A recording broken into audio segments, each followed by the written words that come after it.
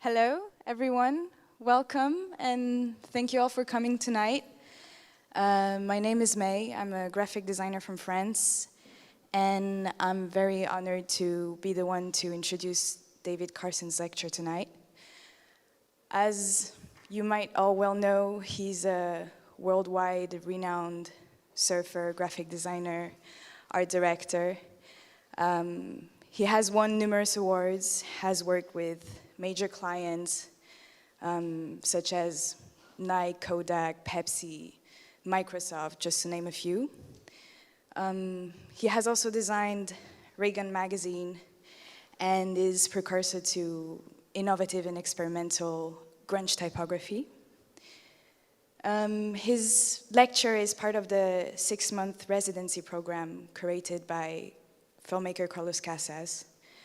And he was one of the first guests to come to Fabrica in '97, and he's back now after 25 years. So please welcome David Carson. Thank you. Thank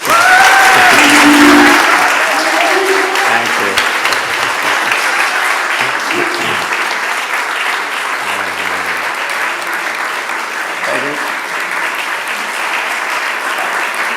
That's a good one.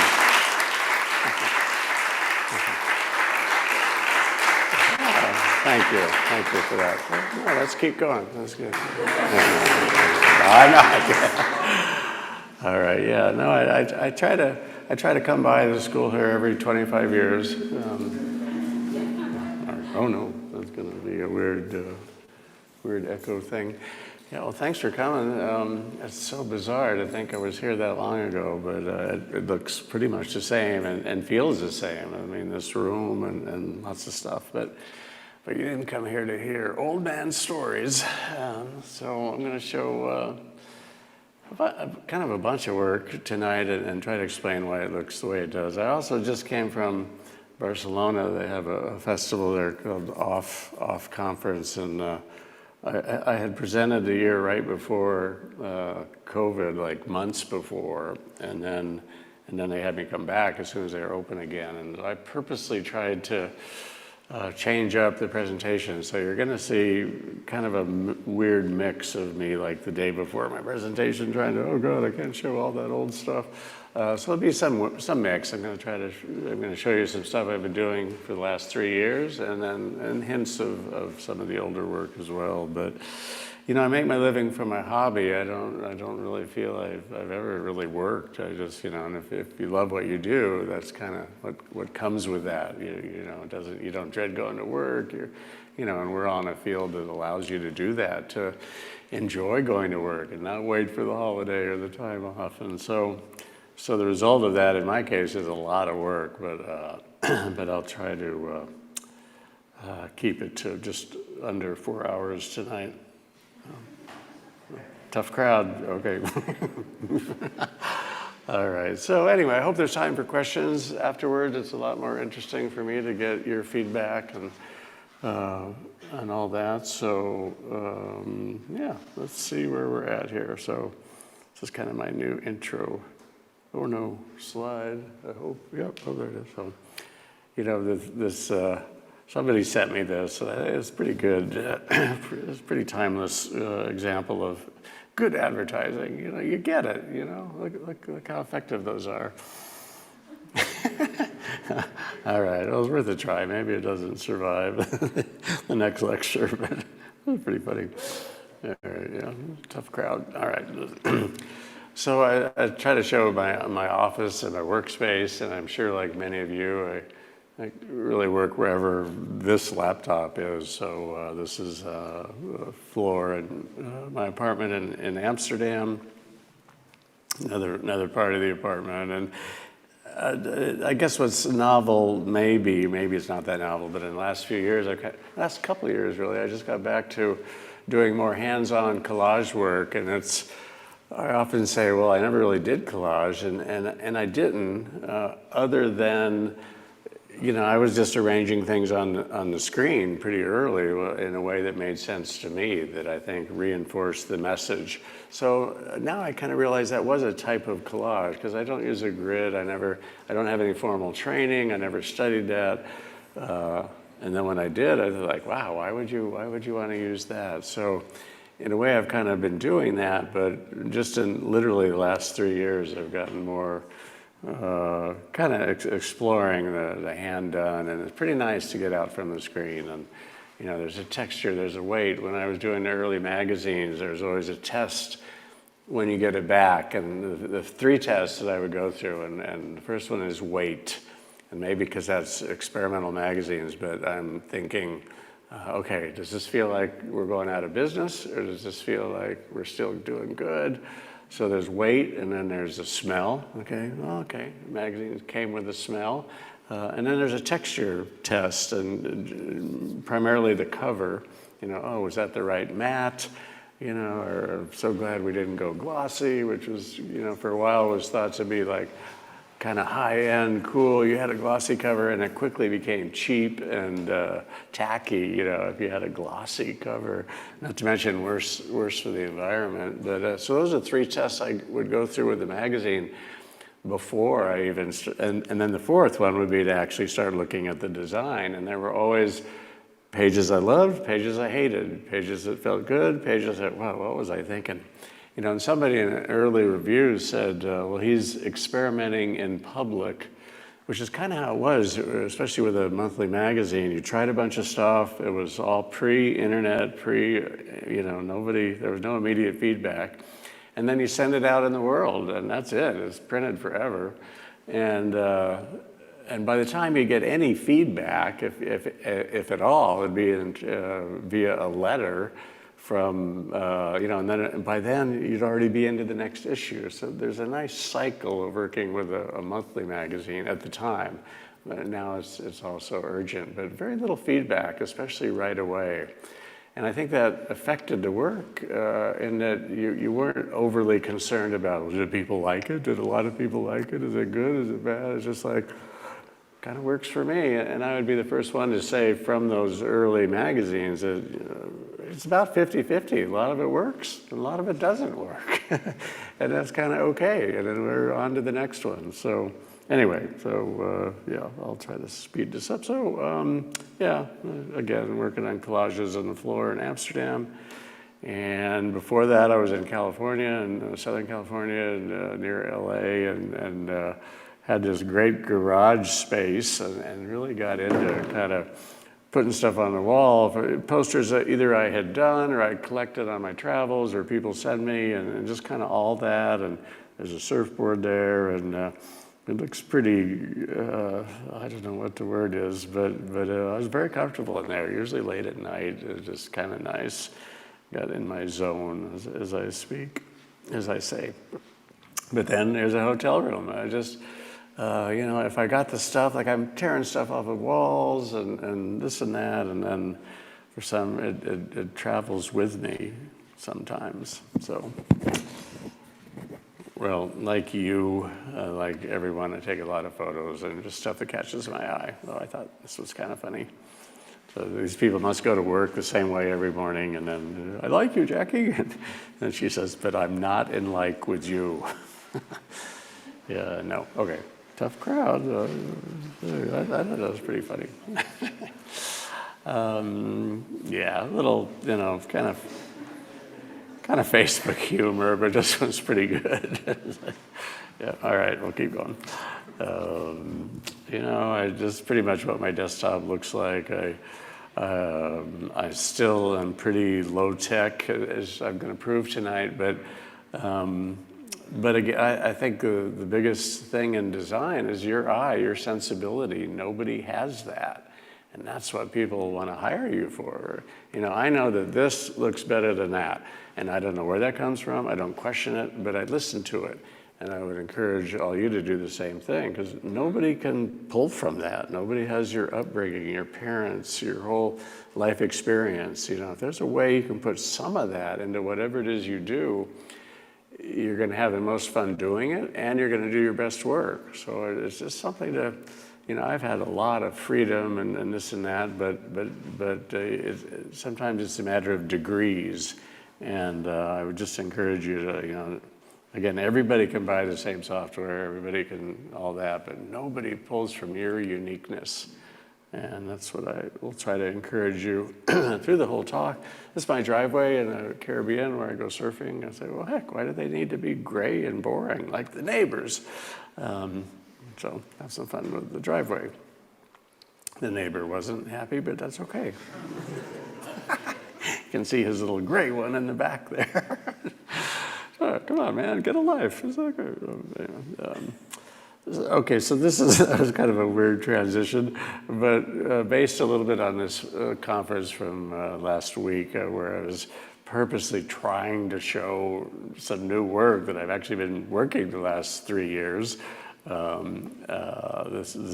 show you some newer stuff. And this was, I gave a talk for a creative day for the head of this whiskey, Macallan. Their agency is actually in Barcelona, and they have a day where the top people from the company come down and they do all these kind of fun, weird exercises and art and blah, blah, blah. And I was one of the speakers on that day, and that, fast forward led to this collaboration. So I did the packaging, I did the bottle, and I did do the label. There are a lot of restrictions there, but with them, I still had to, a lot of restrictions. But I'm reasonably happy. You can't come in and this is a high-end whiskey brand that's been around for forever, and there's going to be some restrictions, but it was such an odd call and a unique challenge that's fine. Here's the actual bottle.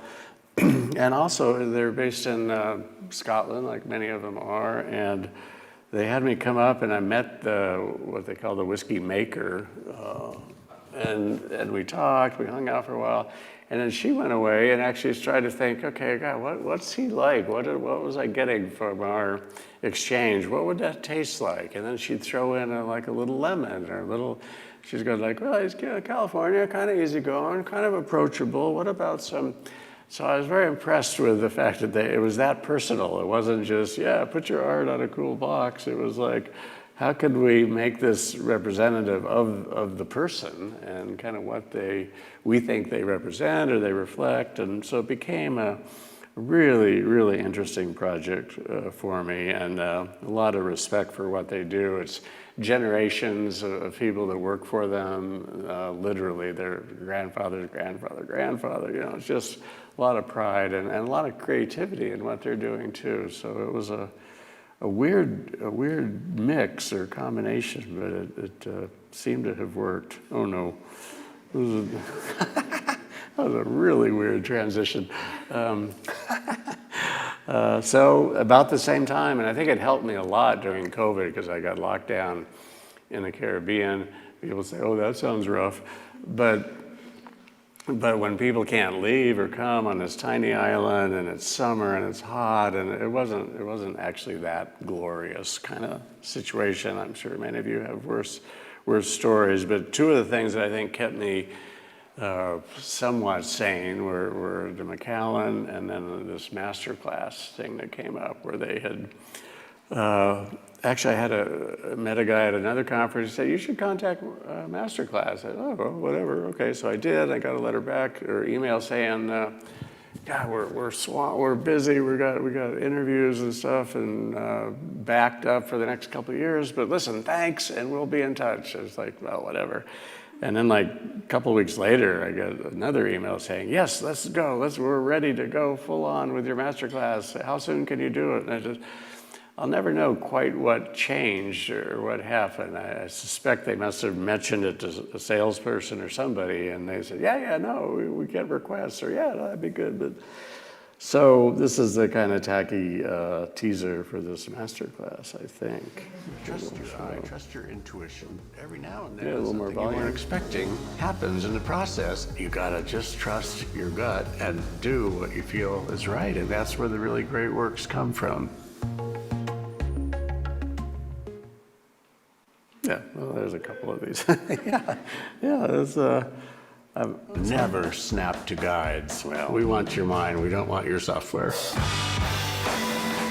everybody loves your work, you're playing it much too safe. You need some people not liking it, and then you're probably onto something. But a big part of graphic design is to get somebody to pick up your book, to click on your site, to walk across the street and read the fine print. Whoa, if you've done your job as a designer, people will do that. In this class, I'll be showing my work and explaining why it looks the way it does. We'll look at color and shape and texture and type. What appears chaotic or random is almost never the case. I'm also going to bring you a design workshop I give frequently around the world, giving assignments that you can do at home. The answer to everything you're working on is within the stuff you're given from the client. You're going to have some reaction, and then go with that. I never set out to break rules. I don't go to a studio and say, okay, what rules can I break today? How can I make this hard to read? No, it's what am I trying to solve? What am I trying to say? What am I feeling? And what does that look like? There's so much slick, fine, professional, forgettable graphic design out there. There's even more reason we need a few rebels to make something stand out. Just the form sends a message. Try not to get too literal. I want to feel that as much as we see it. Trust your eye, trust your intuition. Every now and then, something you weren't expecting happens in the process. You gotta just trust your gut and do what you feel is right, and that's where the really great works come from. I'm David Carson, and this is my Masterclass.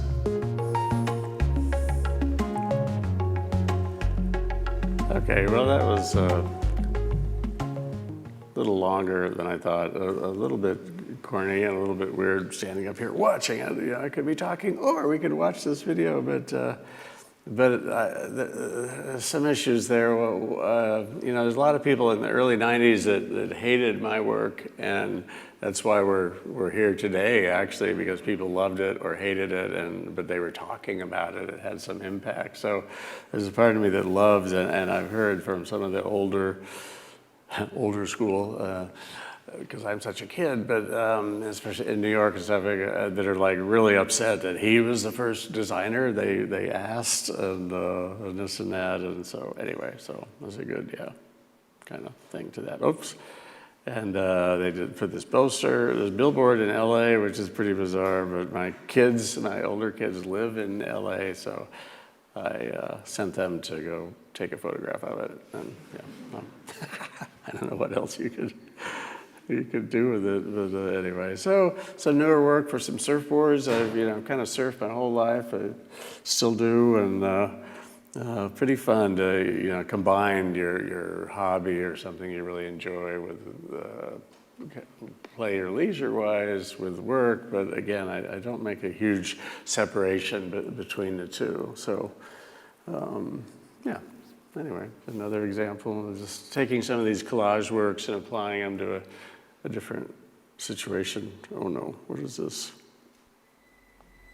Oh gosh, this is even a weirder transition. I mean, literally, I put this thing together last week, and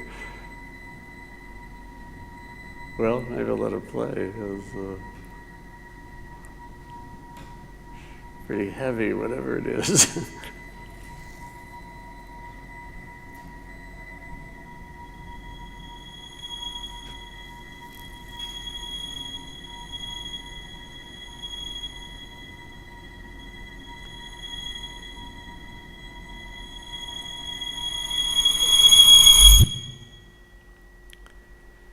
So this was kind of funny because it was literally a year ago. But I got a call from somebody in Japan, and they're a translator. Oh wait, stop. Oh no. Oh, that's the cool advertising thing. They always come back when you think it's over. No, stop. Quit doing that. How do we do it? Yeah, okay, thanks. But anyway, somebody called me from, probably emailed me, but from Japan, and said, hey, the owner of this clothing company in Japan is kind of like one of the hot ones right now, where all the famous people, when they come in town, they go and check out her little store. She said, let's get the guy who did ray gun to do the next collection. And she said, so I was really excited as a translator for her, and I went to the Zoom meeting, and there was somebody I didn't recognize. And he was saying he was the ray gun designer. I said, let me guess, his name was Marvin, the publisher? and yeah, who is that guy? Well, I thought I was going to see you. And So it turned out the publisher had kind of gone in, somehow they got a hold of him, and he said, yeah, I'm responsible for the look. And so he had done these jacket designs for them. This is actually mine, the one you're looking at. And they were going with it. It even had his name on it, said Marvin. It was like, I said, well, no, that's not me. It's kind of an imposter, really. And anyway, at the last second, we turned it all around, but it was kind of bizarre. Anyway, so we saw that. So, you know, I do these to-do lists, and then I never do them. So I thought, well, maybe if I had more fun with it, I would do them. Maybe if I put some art with my hand lettering, and then maybe then I would get around to my to-do list. So that's kind of fun. I still didn't. It didn't work. I still don't do them. But just this collage work I've kind of gotten back to. You can see some old Letraset in there, and yeah, just fun stuff for me. Here, the last thing I do is paste it down. That's like the least interesting to me, or glue it down.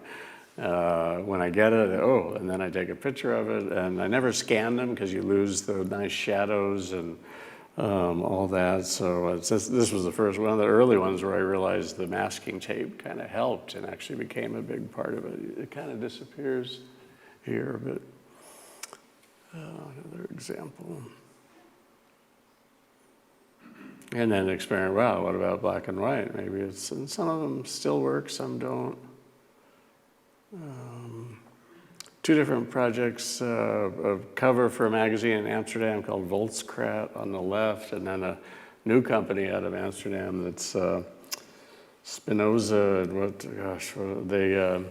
and they do mushrooms and psilocybin and all this psychedelic stuff for self-help, and of course it's totally legal and all that, but anyway, they had me do this pretty basic kind of thing, in a way, a combination of sans serif and serif, but what was their logo? And then, again, we're kind of in this recent project thing, some wrapping for Porsche, and I don't know if it's Dusseldorf maybe, or Hamburg. And what I liked about these things, this is the map they send you of the car, which then, of course, folds down to 3D, but at some point I thought, whoa, these are pretty cool elements by themselves. It's like, where you see it's all flattened, but something I really like about the way these came out, I think they'd be nice, like screen prints or something. You can see the car at the bottom. It's the bigger four-door one. But, and just, you know, screen printing, and then you always put a big piece, usually a cardboard, down on the bottom, and then I screen printed on top of that, and you get all this like weird stuff. So I find in my work, I think it's the best or maybe most successful if it's either really simple or really complicated, and I find when it's in the middle is when it's the least successful. So I think, you know, if you're going to do simple, that's great. There's a lot of really powerful simple, but really do it. And the same with the busier stuff. If you're going to do busy, then really go there. But in general, I think probably not just me, but your work that's somewhere in the middle is the least memorable. So push yourself in either direction. I did a series called Your Wave is Coming. I was in Portugal at a bus stand near the beach, and somebody had handwritten, "Your wave is coming." And I thought, that's cool. That's a pretty nice positive thing for if you surf or not, but just hang in there, your wave is coming, you know, whatever that is. So I had a lot more literal ones, but then as they progressed, they got a lot more abstract. And then this new project theory, you know, I posted this on my various places, and I said, what the world needs now, a David Carson basketball. Yeah. That should solve everything. Yeah, some group from Brooklyn got a hold of me, and it's pretty cool because I do actually like to shoot baskets. I'm not much of a hardcore one-on-one guy, but I'm pretty good at my set shots still. So this is fun. I'm not having my son is 20, my older son is 23, and he's a big basketball guy, so I got a little mileage out of this. And then they're gonna make another ball and a t-shirt, and that was kind of fun. But I think maybe the bigger message is that I'm getting more kind of requests from doing the hand-done collage work. So there really does seem to be kind of a renewed interest in anything not only hand-done, but that feels like a human was behind it. You know, we've had so many years now of perfect everything, and that when people can feel humanness behind some work, there's response again. So I'm getting, you know, that Macallan, this very conservative older whiskey company, to some of these other projects. I think it's a good time to be in a kind of a more experimental mindset, and not only software that everybody else knows. So this was kind of in that vein. I have a whiskey and a skateboard out the same year, which has got to be a first.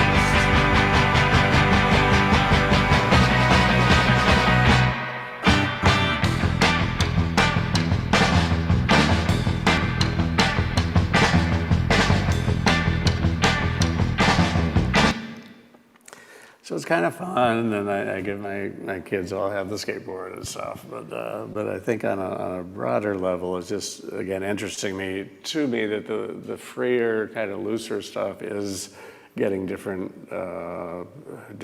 people's attention, I guess. So here's towels, in case you're looking for a new beach towel when you're bored with your basketball and you don't skateboard. Yeah, no, okay. I have an exhibition up right now in Fort Lauderdale, Florida, just north of Miami, and this is kind of setting that up. And it was going to be really minimal, it was just new work, and then it just kept growing to kind of this everything from old to new. And let's show.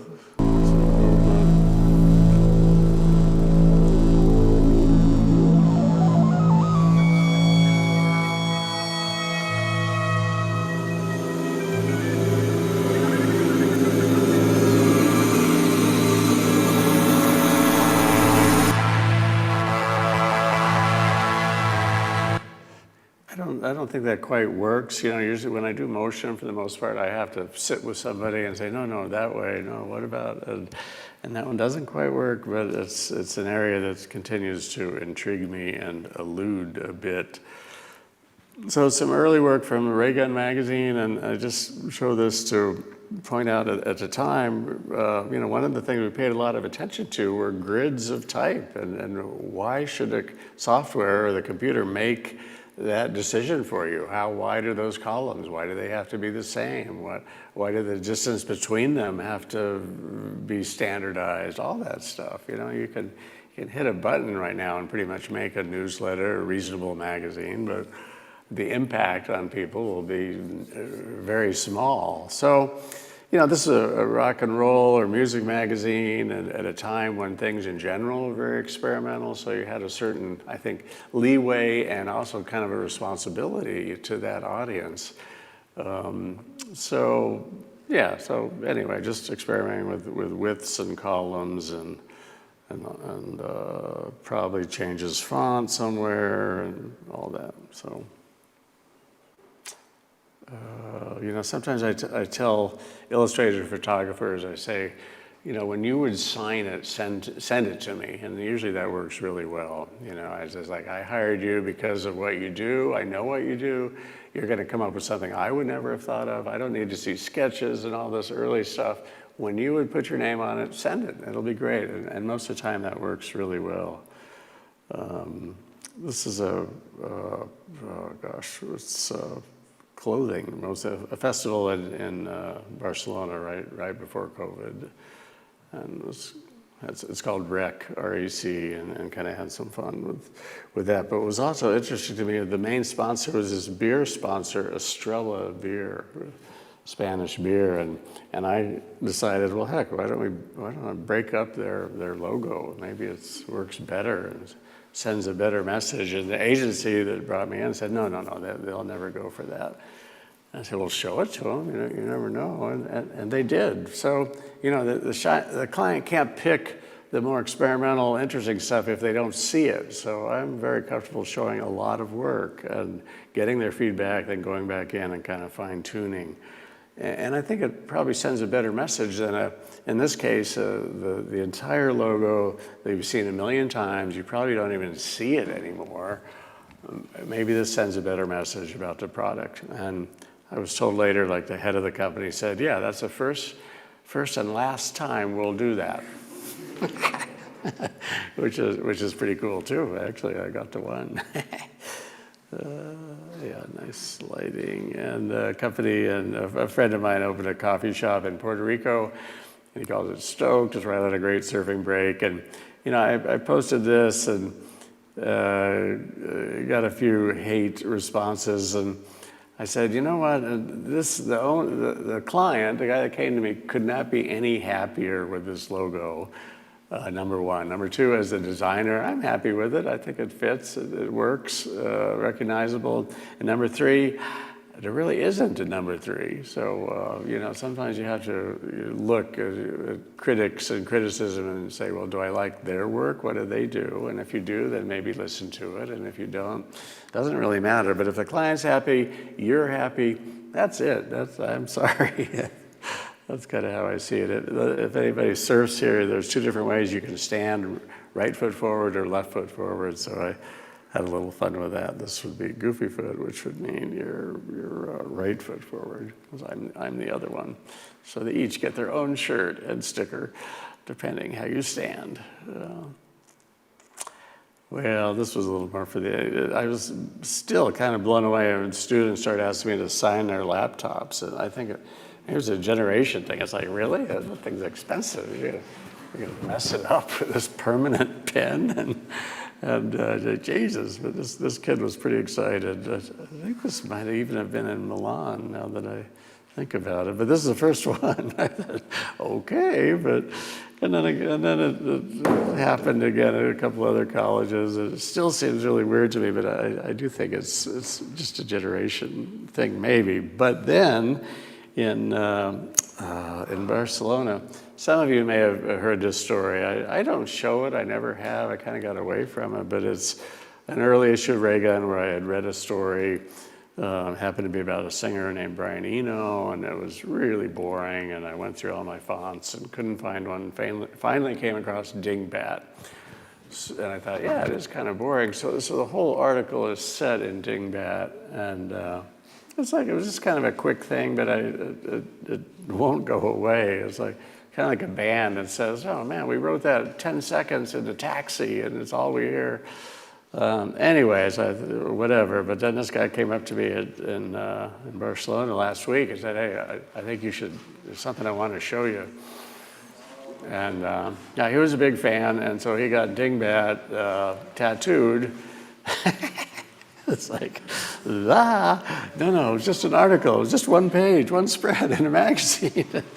Anyway, yeah, he was pretty happy to show me. So, yeah, I'm not sure what the message is there, other than my bad putting these together in weird order. So the Macallan, we did the bottle, and that was one thing. But then previous to that was the holiday kind of promotion stuff online. And again, it's just a super conservative old company, and we're allowed this to happen. And near as we can tell, didn't seem to piss off too many of their drinkers. And maybe it helped attract a newer group that, so there was a whole bunch of these. And this to me would be a little more traditional or whatever, but with varying degrees of freedom and comments from the client. But I think overall kind of a surprising amount of freedom from a very conservative older company.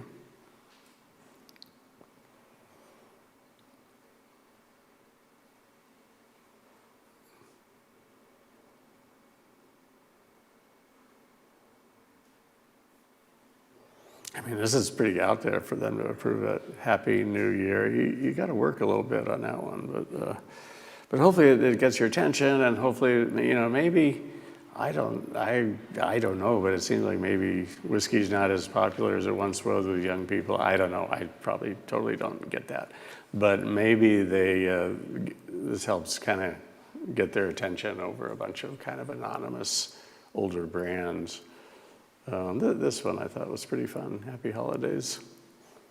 And I got a new project with them that I can't even talk about yet, but so this relationship is continuing. They're quite happy. Sometimes people say, maybe not so much, but they used to say, well, yeah, you got all those cool clients. I got real clients. How do you deal with that? And it's like, well, no, I have real clients too. And just, you know, the people who hate what I do, this has been my whole career, they don't come to me. So if they think, oh, you can't read it and it's this weird Riga and stuff, I don't hear from those people. So maybe I miss a lot of those early arguments. But this is a new branding and website for this energy company called Shift. And what they're trying to do, and kind of doing it actually, is take all the cargo shipping around the world and make it battery powered, not gas.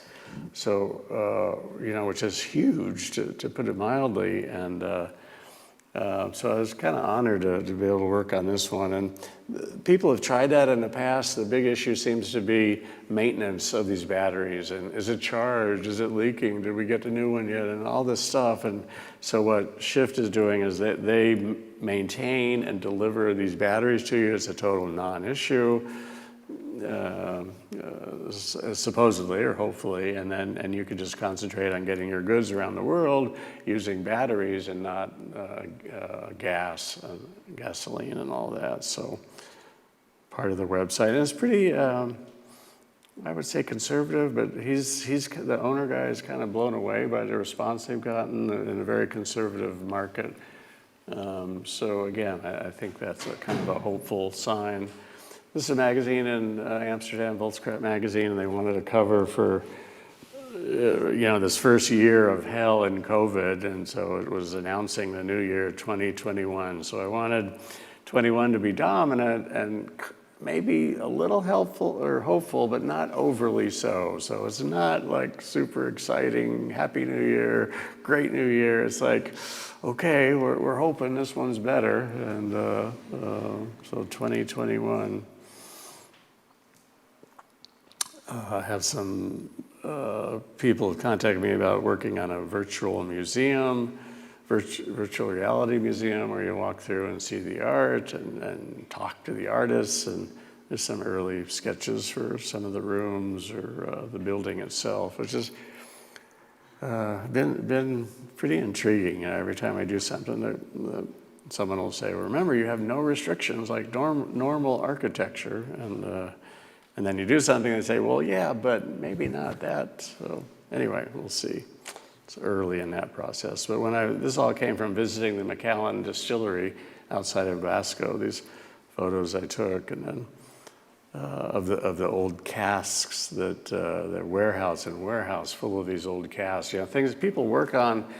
These casks and the whiskey itself is never going to be like realized or enjoyed in their lifetime, but they're very like proud of that somebody's job is to go check each day if any are leaking, these casks, for instance, and then plug the ones that are leaking and all this stuff. I think I tried to put some motion here, and it's not working. It's too static, but something that intrigues me, and I'm seeing if we can't. Yeah, it's not. It's a little too predictable still. Oh, and then by contrast, again, this was right pre-COVID, and I was in Sao Paulo, Brazil, and somebody offered to make some business cards for me, and they were all hand done into a letter. Well, I don't know if they call it letterpress or not, but they're really small, feeding each individual card, changing the ink, changing the orientation, changing the embossing level, so you could, different feel to each one, and pretty fun. Every single card, I think we might have done 500, but every single one's different and pretty fun. So anyway, not sure what the message is there, but. And this wave, Your Wave is Coming series, it's a combination of screen printing and then adding collage to it. And sometimes they're like discarded earlier prints that literally I found at one place I go in Vermont in the States where they do a lot of this experimental screen printing, and then I go through literally the trash and find stuff people have thrown out. You know, well, this might work, and then print something else on top of it. A lot of it doesn't work, but it's a pretty fun process.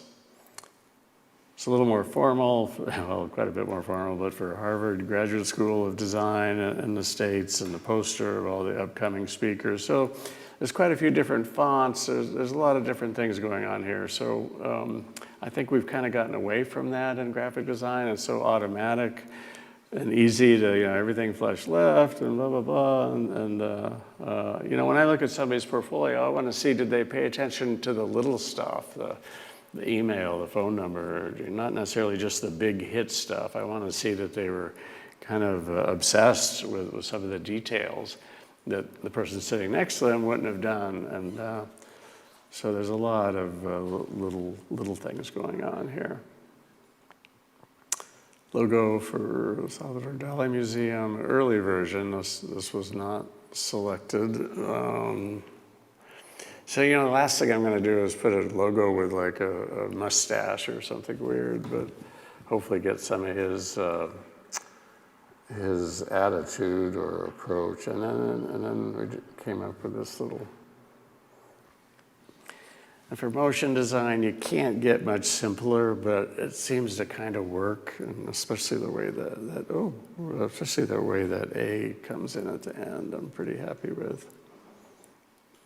Clearly needs some sound design, but it's like, okay, it's not wild and crazy, but I mean, the I and the L are on their side, so that's hopefully a little the attitude of Dali, but yeah, I don't know, I like that little quiet way that comes in. This is a magazine out of Australia called Monster Children. I found this old faded photo at a bar in the Caribbean, and it seems to be a little girl on a swing, you know, on a rope, probably to a coconut tree. It was kind of cool. And all, you know, rain damaged and everything else, but Monster Children. And then, you know, just briefly, it's yeah, that's such a huge topic, but I was happy to see when I came into the airport today, there was this no war poster, and then driving here, I saw some different kind of floral arrangements in the colors of Ukraine, and just I thought this was pretty well done. And this series is just, you know, what was the just kind of, you know, I've been to a number of the cities in Ukraine, and it's poor. They're kind of barely getting by, and there's just endless rows of Soviet-era apartment buildings, and you know, the idea that they're being bombed is just mind-boggling to say the least. But this is serious, and I don't know if it tells the person who did these, but you know, a woman waiting for her husband, maybe kids get back from school, cooking like she always does, and, you know, what's left of her apartment. I found that pretty powerful series showing up. A lot of posters. This is not mine, and I'm sorry it didn't show who did it, but I thought, yeah, this is pretty an early one, kind of simple and nice.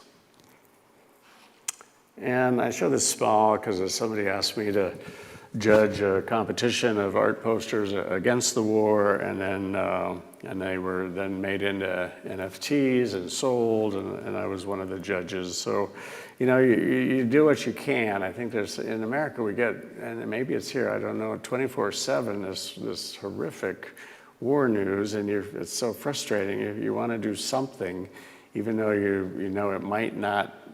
Good chance it doesn't have a lot of impact, but maybe. And so anyway, so I judged these, and you know, how do you pick losers, or, you know, people that didn't win when people are just donating their time and their posters? And anyway, it's just indefensible, horrific, and yeah, this seems a little trite, something I'd done earlier, but something we need to do.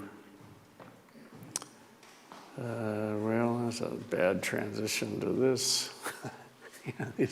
These motion ones are not quite there. I'm sure there's a number of people here that could do better, but pretty intriguing when this very, and I like to call the posters repurposed. So you take this old poster that I've torn off a wall somewhere and give it a whole new life, and there's something nice about that, repurposed. Surfboards in the Caribbean, I don't know. What is this? Oh, that was quick. Short video. I do this logos for the World Surf League, WSL, and if you don't already know, it's a good, if you're doing logos for clients, they love to see them move and love to see them put their music, so that's what I do.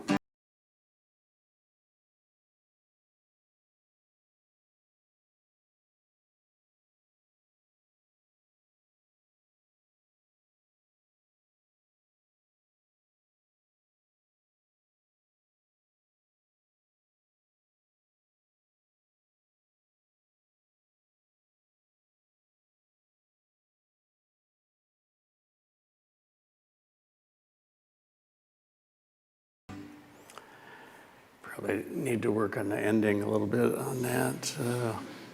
Wallpaper Magazine wanted to cover, and again, this is just paper collage that I've kind of tweaked the color with. Forget the theme of this issue.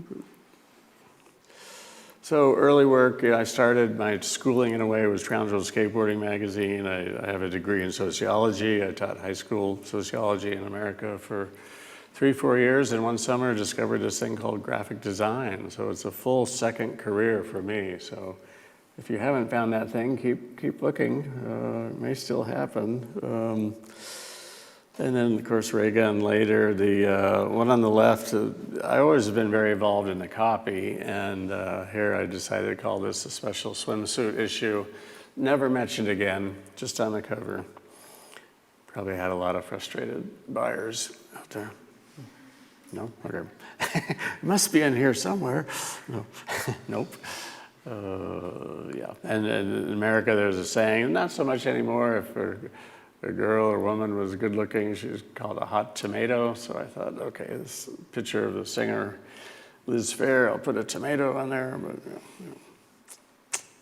okay, some John Coltrane. This was a great 5-record set of unreleased stuff of his to get to do, and of course I have to listen to it while I'm working on it. I have no other place to start. I can't work in general without money. I think without music.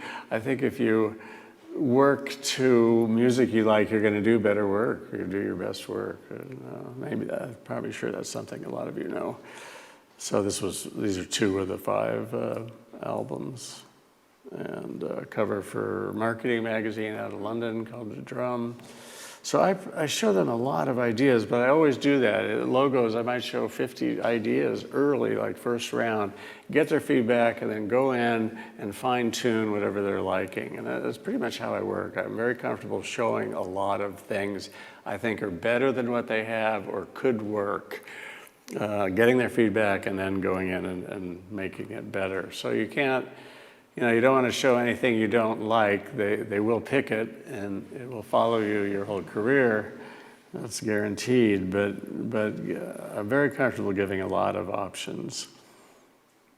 Well, for the couple people here that surf, this is where I go in the winter and where I got locked down. But there's only surf in the winter, but this is a pretty good wave. I was telling the group last week, at some point in your career, you can show whatever the heck you want in these things. So here I am surfing, and here I am skating. Anyway, pretty nice wave, but somehow it's related.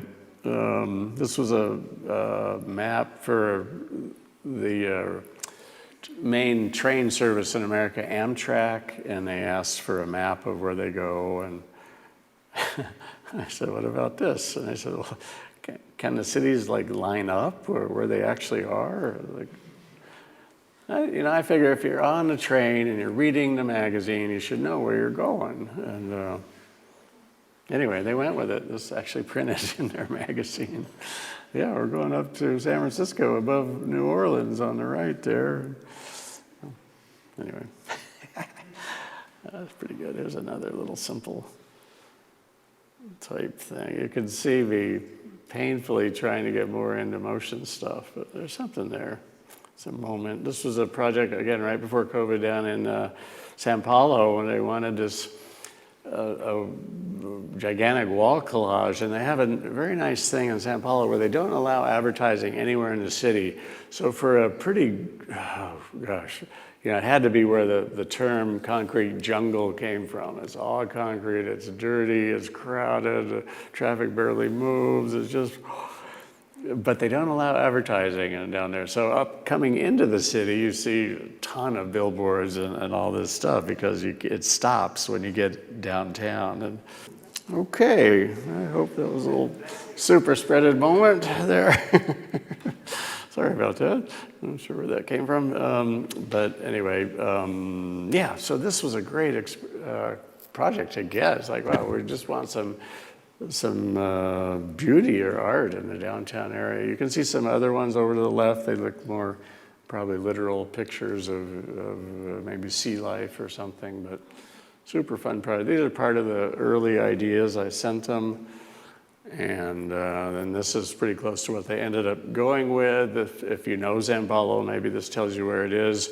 It was projected on the surface and trying to figure out how to paint it. And some of it was actually collaged up there, big sheets and things. So some combination.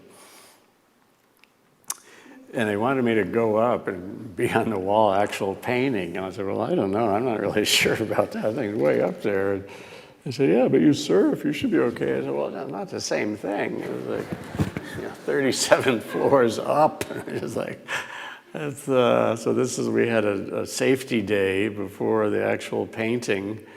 And let me see what is the next one. Oh gosh, don't do that again. Okay, so here's pretty much what they approved and went with. And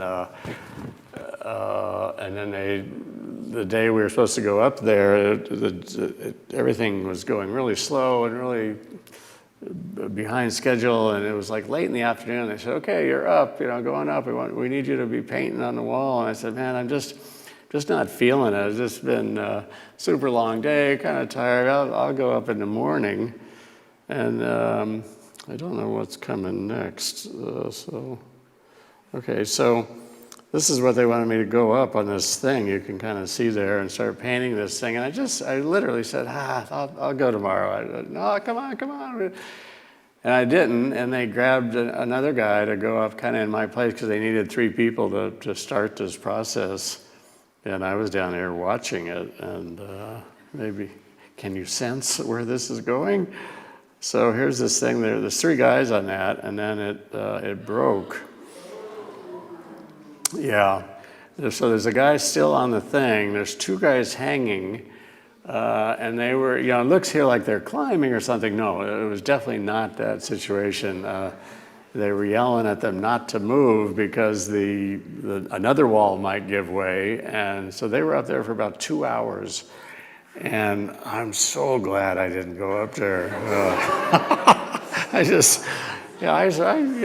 surf and stuff, but still. And one of these guys was actually kind of okay, and the other guy was definitely not okay, and he broke his foot, and it was pretty horrific and kind of hard for me afterwards, like even to look down from high heights in like motels I stay at. It was pretty weird to be standing there and watch this.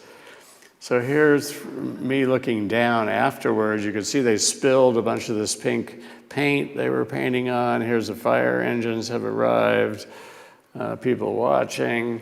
But they were up there for like 2 hours. It was like kind of horrific.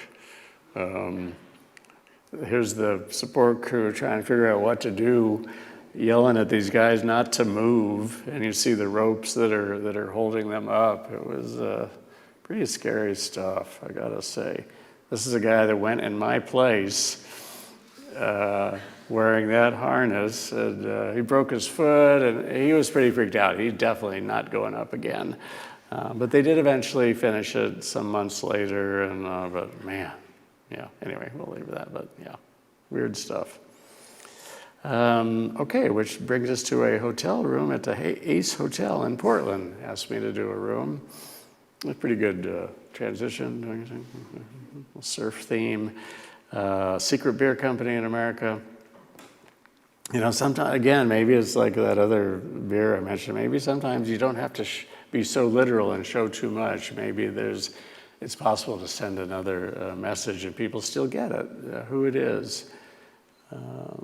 Bus shelter. This one might be my favorite. They're real big about where they're from and the mountains, the Macallan stuff. Oh no. Oh, I think this is a little promo for the Macallan. There's 2 times when I feel I'm totally in the moment. One of them would be when I'm in that work zone, and then the other time is surfing. The Macallan people I've dealt with have been so open to exploring different types of creativity.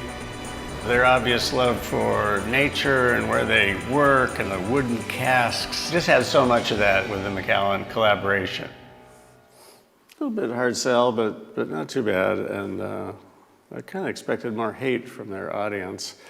Logo for a big campaign in Australia, Kill the Fin Trade. I'm going to try to speed up here. I know we're going long and hot. They have this big industry in Australia where they chop all the fins off of sharks. So the back fin and then the tail fin, and then it takes them, I think it's like 2 or 3 days, they sink because they can't swim anymore, and then eventually they drown, they die. And it's like ridiculous, a number, like hundreds of thousands. Anyway, there's a big group down there to get them to stop doing this. And you know, how do you, as a designer, it's a real interesting challenge. How do you get people to be sympathetic to sharks? And you know, we're used to all these ominous photos we've seen in movies and clips and all that. And eventually, I stumbled upon the idea of wow, just flipping the fin upside down, it looks a little less menacing. But anyway, kill the fin trade, and then they did a little 60-second commercial, I think. Hi, my name is David Carson. I'm here at 72 and Sunny in Los Angeles. I'm a graphic designer, and I think I care about this project because number 1, I'm human, and number 2, because I spend a lot of time in the ocean. 100 million sharks a year. What kind of number is that? Are you kidding me? There's just a ton of issues here, and I think that's where the best design work comes from, is when you're motivated by something, when you feel it, that you're passionate about this, you're gonna do better work, and that's where you have the potential to really have some impact. The original approach when I started was with watercolor, and I like the kind of freedom that gives you, but then I also wanted to try something very different, which is a very hard edge. Still use some watercolor, but it got much more forceful in a way, and see, can that still work? Great ideas are bigger than any one person, and it's going to take all of us to solve this. This is huge, and we need everybody, and I'm really excited to see where you guys take this.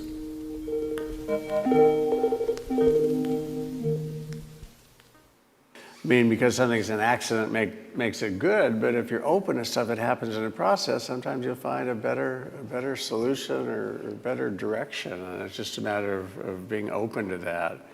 Hotel in Amsterdam, Zoku, had me do some signage, and they put these next to the elevators. It's like, no, take the stairs, come on. Might be better for you.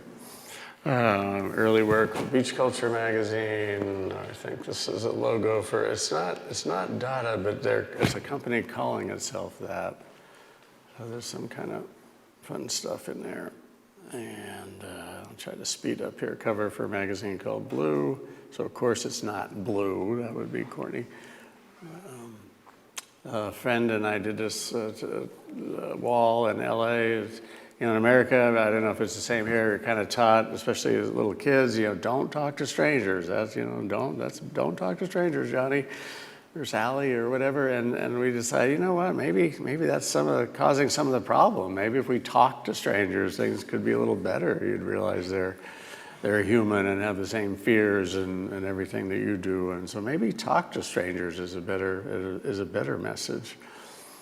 We saw that one. Well, I'm going to try to wrap up with this. I'm not quite sure why, but this was during COVID surfing. I'll just play it. On turn it up? Surf Day, Corona lockdown, and some pretty good waves. I'm a little nervous as the island's on lockdown, and it's a $5,000 fine, and I don't know what'll happen. I have my cool new board album. You can see, and we'll give it a try. Virus lockdown, and whether someone's going to complain. But how about not? Nobody in the vicinity. There's nobody jumped off my own property, but we'll see.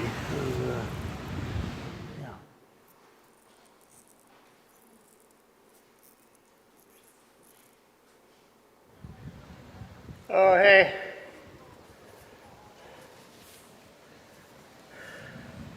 Well, I think the police are coming now. Good morning, sir. Good morning. How are you? I'm good. I'm Mr. Hall. I'm David Carson. This is my property here. Listen, you are failing to comply with the laws of the Virgin Islands. But this, I'm. You're out surfing. The advisory said to stay in your house. But I'm sorry, I didn't mean to interrupt. Can I be on my property? You're supposed to be inside, nothing out there surfing. That is not, you're not supposed to be doing that. I thought I could stay on my property, but not true. Listen, if you're up by your house, I ain't gonna penalize you. Okay. But the fact that you go out in the water, Yeah. you commit that offense. You breach the curfew. But I'm sorry, I don't understand. I thought, because the property goes. Don't do that. Don't say that. What do you mean you don't understand? Take that thing off of the surfboard. Take this thing off the surfboard. Pardon? The fact that you go out there surfing.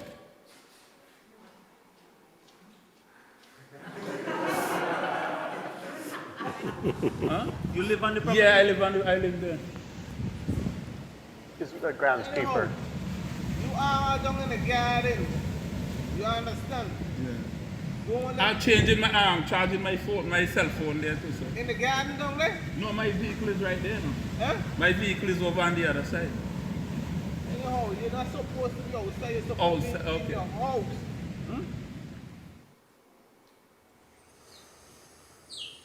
Hey, hey. Well, I survived the illegal surf.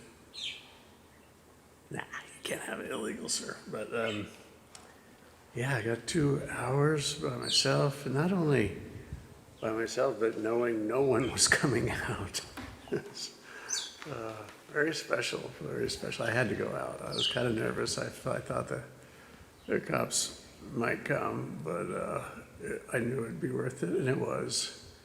I lost a surfboard, but I have a few more. Although they said I'll get it back. So, I was rightly concerned and super glad I went out. Great little spring swell right now.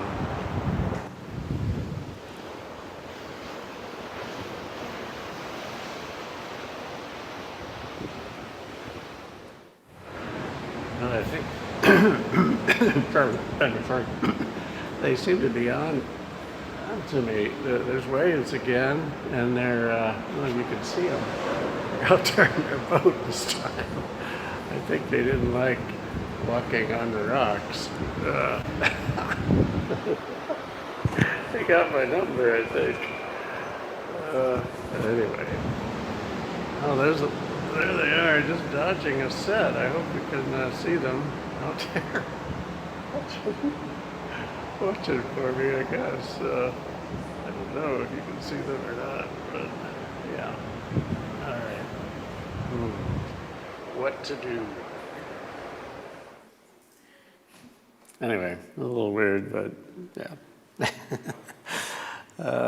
Cover for a magazine from Amsterdam called The Luxury and Valentine's issue.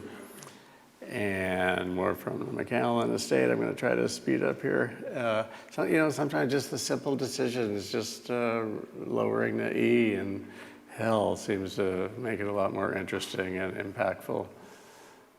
And talk about a no-win assignment. So, hey, could you redesign the I Love New York thing? So here's some attempts at that. And I don't think you could replace the existing one, but maybe there could be an option if you wanted a different sticker or t-shirt. So kind of having some fun with the I and the N. And yeah, so you probably won't see those anytime soon. There's a car company who said, yeah, it's a really different car. We want something really different. I said, what about this? And they said, no, it's a little different, too different. We can't have our cars falling through the sky and the ocean. And so, yeah. Cold sweat, bulletproof. The biggest selling furniture in America right now is bulletproof furniture. I saw an article in the New York Times, and I thought, wow, that's so messed up. That's how we've solved it in America. It's like bulletproof. Backpacks, furniture, church pews, movie theater seats, they're all bulletproof. We solved it. It's just like so messed up, that logic. Surfing, some early work for Samsung, Quicksilver, ray gun cover, Hook magazine out of Austria, a movie called Helvetica, and they had the different people in it, did posters. Pretty straightforward. I found this old food poster in a old restaurant in the window. And what I do like about this is my Helvetica poster is done in a font called Franklin Gothic. So there's no Helvetica in this, but nobody seemed to get it. They're pretty close, but Franklin Gothic's a little cooler. Keep going. Magazine What Youth out of Los Angeles, and Black Lives Matter. That happened kind of while I was locked down, and there was a while there were a lot of my friends and people were doing posters or logos for the Black Lives Matter movement in America, and I kind of started feeling I should do one, but I wasn't feeling it yet, and you can't force good work. You can't force stuff like that. And I just kind of let it go for a few days. And sure enough, 3 in the morning, I'm thinking, oh, I got that one font that might work. And it kind of worked. But you can't force good work when you're not feeling it. And sometimes you just got to let it come to you. Your intuition gives you the answer. It's like you try to think of a song or something. Oh, who did that song? And you know it, but you can't think. And as soon as you quit thinking about it, it comes to you. And that's your intuition giving you that information. Oops, back to oh gosh. Covers for Ray Gun and early work for Armani, just combining some different fonts kind of became their look for this year. And geez, I got so many stuff in here again. Beats. Trying to say it's a noisy world, except these new noise reducing headsets. Well, that's okay. I'm just skating in Barcelona. Cover for a magazine and some early work for Burton Snowboards. Everything somebody gives me is a potential ingredient for the design. So this is a magazine spread, and 92 is the page number. So anything they give me is potential part of the design. And we saw that one. And Macallan, but some of the stuff I got just from photographing these old casks in their many storage sheds is really intriguing to me. Work from the book from Marshall McLuhan, who predicted so much of the stuff that's happened since he died, commercially, advertising, every different way. But Oh, we saw those. And you cannot not communicate. I've said this kind of throughout my career. You know, it's impossible to not communicate. And I think you need to look at what your message, your work sends before people start reading it. And I think, you know, we're fortunate to be in a field that allows you to enjoy going to work and allows you to enjoy what you're doing. And when I was teaching, I remember hearing the definition of a good job. And you've probably heard this or something like it, but the best definition of a good job I've heard is if money wasn't an issue, would you still do that work? And if you would, you got a great job. You found your thing. And if you wouldn't, what is the point exactly? You know, you're going to be dead a long time. And it may not be that first, second, or even third job, but it's a pretty good goal. At some point, if money was not an issue, would you still be doing what you do? And whatever that is, I think you found your thing, and I would encourage you to head in that direction if you're not already there, and some of you might be. So anyway, with that, I'd just like to thank you for your patience, and that's it. So.